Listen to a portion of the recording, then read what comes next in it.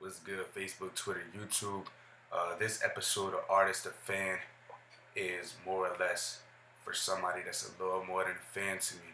Um, Let me talk to you for a second. I feel that you were struggling in this area. I actually stayed up the night that we had this conversation, and we I'm sorry. I was looking all over YouTube for a video that's about to explain what I'm about to explain in this spoken word, and I just couldn't find one. But I didn't want to leave you feeling in the way that you were feeling the last time we talked, so I took it upon myself to make this video for you.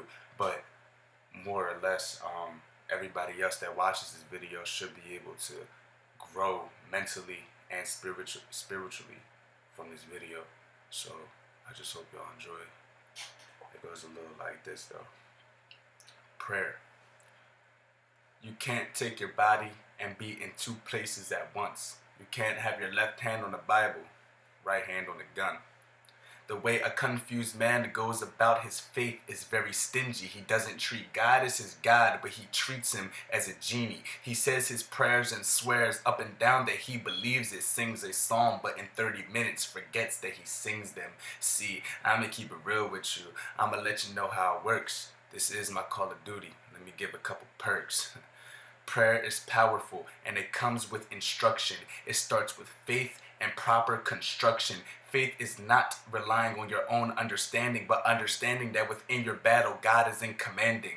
He doesn't ask for much, but to live in obedience. The king knows what he's doing, even though he may seem tedious. So if you're wondering why your prayers don't work, step into his shoes. Would you help your child that puts you underneath jewels? Would you help your child that only comes unto you when he needs a kiss on his boo-boo or a new pair of shoes? Like any other relationship, it's all or nothing. So it's the same with God. It's all or nothing.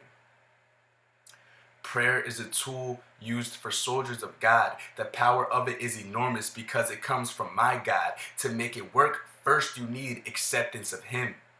Then the part everybody hates, repentance of sin. If you thought you could serve the world and reap the blessings of the Messiah, the world has brainwashed you into a death-fulfilling spiral. All the rappers and subliminal message make the disease viral, but who am I to judge? We're all on trial. I'm not a perfect man, no, it's not what I claim to be. If you're stuck on me, then the message you failed to see. God said, my children, you already have victory. How many chances do you need before you depart from bigotry? Our lives are more or less a controlled experiment. So don't fear your problems, you need to fear him. God created you and everything that you're going through, and he happened to choose me as the prophet for showing you. So back to the beginning, prayer. Alright? Why should I put my faith in Jesus? Or why should you believe this adolescent on YouTube?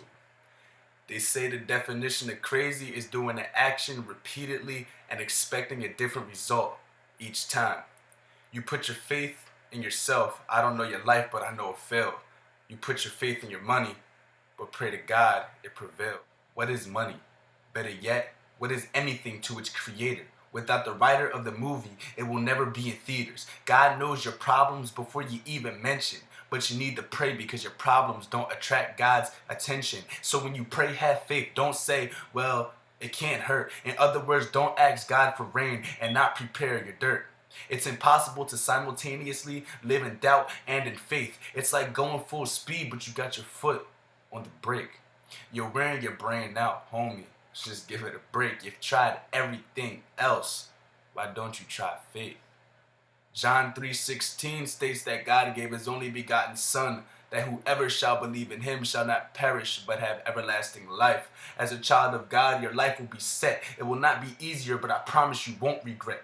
You have to give up sin, but the gain is so much more. Let Jesus into your life. He brings blessings that can't even fit through the door. When you pray, just speak to him. He's your father, not a priest. He doesn't want to hear a sermon. Believe that concern is his least. Just speak as you would speak to yourself. Don't make the relationship public. Just keep it to yourself. Sometimes God answers prayers by remaining silent. He knows what's best for you in the situation you're aligned with. Sometimes we ask for things we want and we don't need. If you're blessed, he won't give it to you, and he'll save your self-esteem. So back to the beginning. Prayer. If I had to recap prayer, prayer is simply the solution. So stop selling your soul to your own understanding. It's prostitution. It's not even prostitution, because in the end you get nothing. Remember the definition of crazy. You tell me if I'm bluffing.